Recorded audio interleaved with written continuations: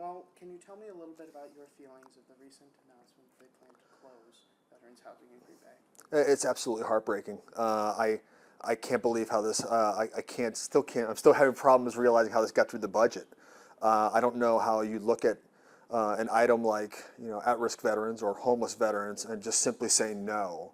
I'm sure they could have gone through that budget and they could have found the money somewhere, and it just shows just kind of a lack of understanding of how important these services are and how they are important to get our veterans back on their feet. And you sent us an email talking a little bit about how you're advocating for keeping them open. Can you explain that?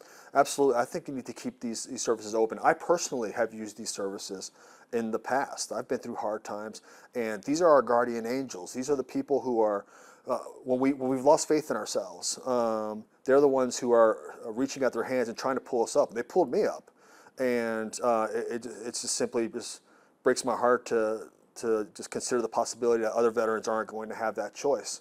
Our military service defines us. And when we've lost everything and we see that they're taking services away to lift us up, it pushes us deeper into the depression, and we lose even more faith, and we start to even question what we've done with our lives. And there are 16 veterans who will be impacted by the closing of this facility, and they'd be relocated to different places. But what kind of impact do you think that's going to have, not just on them, but the greater veteran community? When you're trying to get back on your feet, you're trying to reestablish a rhythm. And it's not just the housing, it's the wraparound services. You're going back to work, you're starting to save money, you're looking at housing, you're trying to get out of homelessness as fast as possible. And when there's a disruption like this, especially a geographical disruption like this, when you're closing, when you're ending services in a certain area, that means you have to relocate. That likely means that your employment journey is going to have to start over. That likely means that you're going to have to come up with money for different housing market conditions. It's not just the fact that these cuts are turning their back on veterans, they're also setting the veterans who are trying to pull themselves up back even further. They're knocking them back down. And it's just, it's not a good day to be a veteran in Wisconsin right now. And what would your message be to those who are looking to help the veterans in Wisconsin? I would love intervention. I know this is a state issue. I know it's a state budget.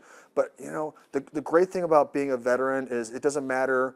I would like to see our politicians get involved, our lawmakers get involved. The great thing about being a veteran is that it doesn't matter what party you're from or what part of the state you're from.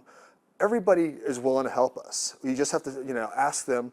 You just have to tell them what you need and try to establish a plan. And so I would like to see everyone get involved. I don't care if you're an alder, an assemblyman, or a member of Congress, to try to find a solution and to make sure that if we can't keep these facilities open, to definitely make sure that there is a regional solution here in Green Bay to make sure that veterans have a way to climb out of the darkest period of their lives. And would this be impacting you now, or would this be in the past? I'm still at risk. These services have helped me in the past. I still have the thank you emails I've sent out to staff or when they've helped me, and I read them this afternoon. And life is unpredictable. Nobody in their life plan has be homeless as an item.